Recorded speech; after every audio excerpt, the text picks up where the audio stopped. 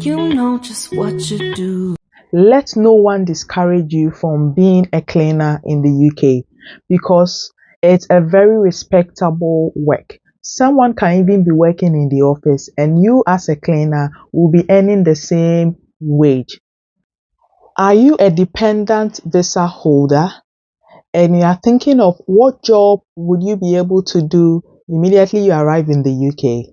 Or are you planning to move into the UK and you are wondering what kind of job you can do without needing any prior experience? Then this video is for you.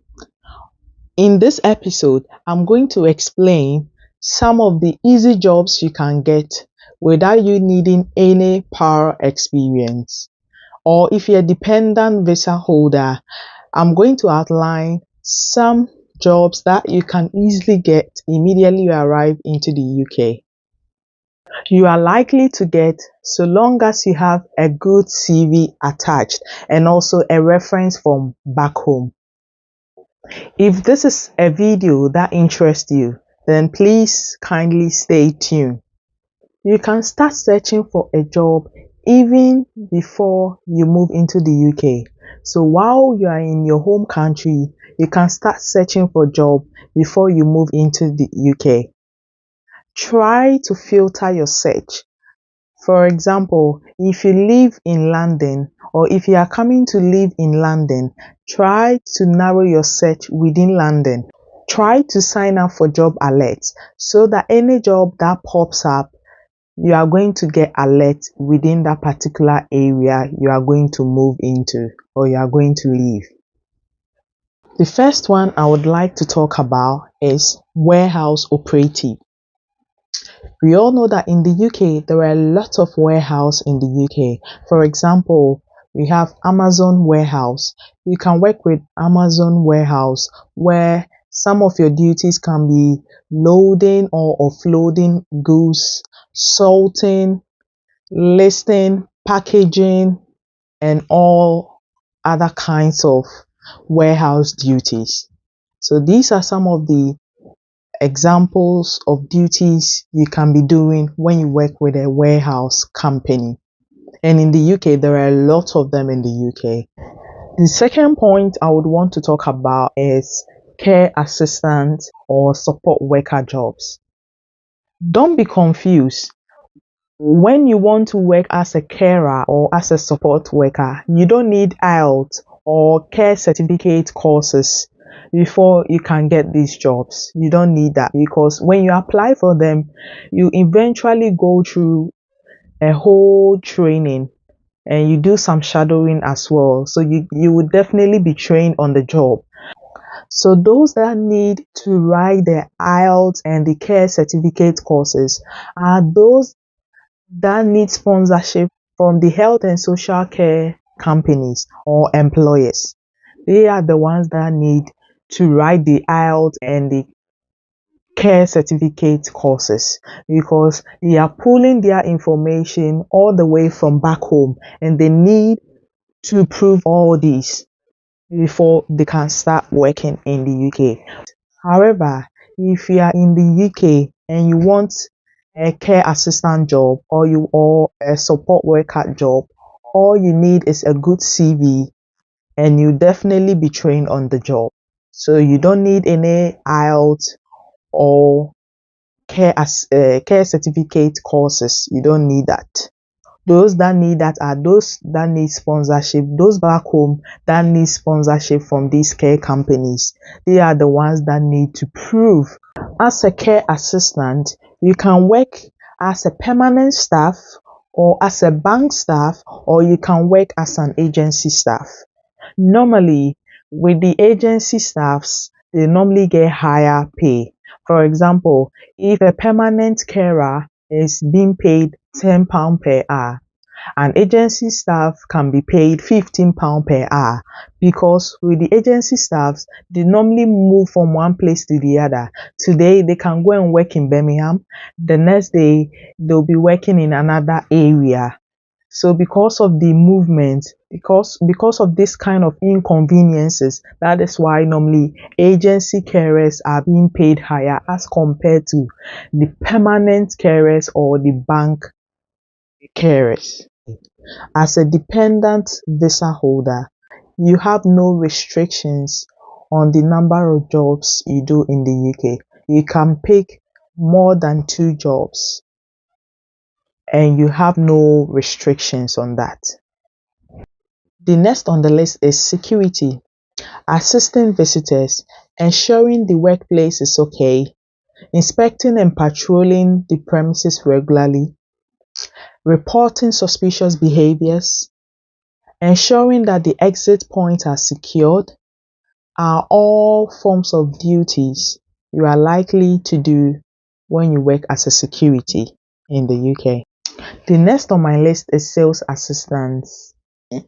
Answering customer queries, arranging items, restocking finished goods, handling product returns and refunding, and also making sure that the work environment is kept tidy. These are some of the duties you carry out as a sales assistant in the UK. The next on my list, which is the fifth point, is receptionist or secretary. Answering of calls is one of the main duties as a receptionist.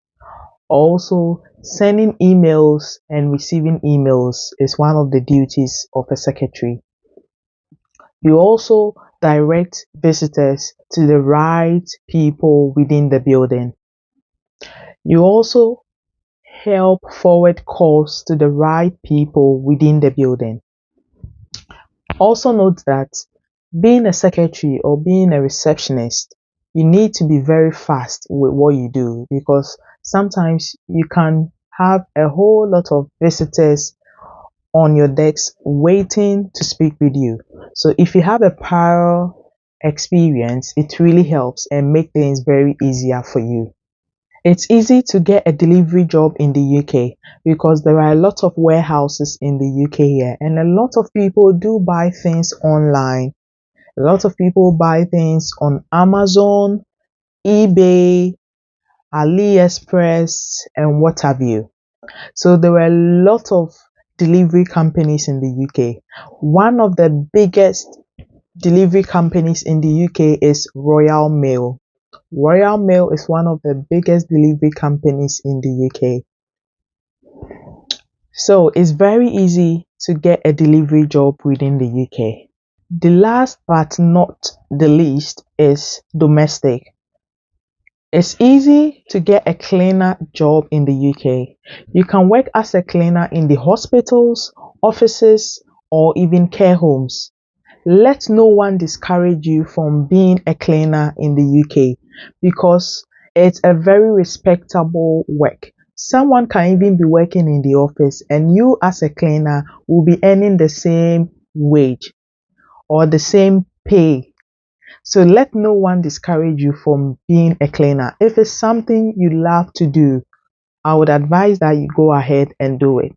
And normally you don't really need any prior experience. It's easy to get that job in the UK. Everybody within the UK is paid the minimum wage. Currently, the minimum wage is £10.42. Irrespective of the job you do, whether you're a cleaner, you're a delivery guy, you're a secretary or receptionist, or a security, or what have you, you need to be paid the minimum wage or above. So currently the minimum wage is £10.42. No employer is allowed to pay you less than that. And normally the minimum wage is between, like, it's normally within age groups. So let's say from 18 to 22 years, their minimum wage, for example, can be £10. And from 22 to let's say 30, their minimum wage can be £10.50. But then, irrespective of the age group that you fall, you are not supposed to be paid less than what the law requires. So the fact that you are a cleaner doesn't mean you'll be getting a peanut money. You will definitely be paid the minimum wage that has been approved by law. So by law, everyone needs to be paid the minimum wage or above. Also note that it's not necessarily for you to do all these jobs, all these 7 jobs I've listed. It's not necessarily for you to do it, especially if you have a profession from back home that is part of the shortage occupation list. If you have a profession from back home that is part of the shortage occupation list, then you can come into the UK and go through the normal procedure.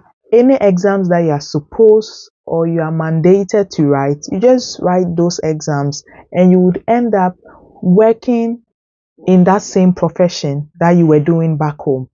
So it's not necessarily that, for example, if you are a nurse from back home and you come into the UK as a dependent or on a dependent visa, it's not necessarily that you need to go and work as a receptionist or as a security or as a warehouse operative. No. Because being a nurse or the nurse job is part of the shortage occupation list, that means you can go through the normal exams that you are required to write within the UK and you will end up having your PIN and work as a nurse also in the UK. So you need to keep that in mind.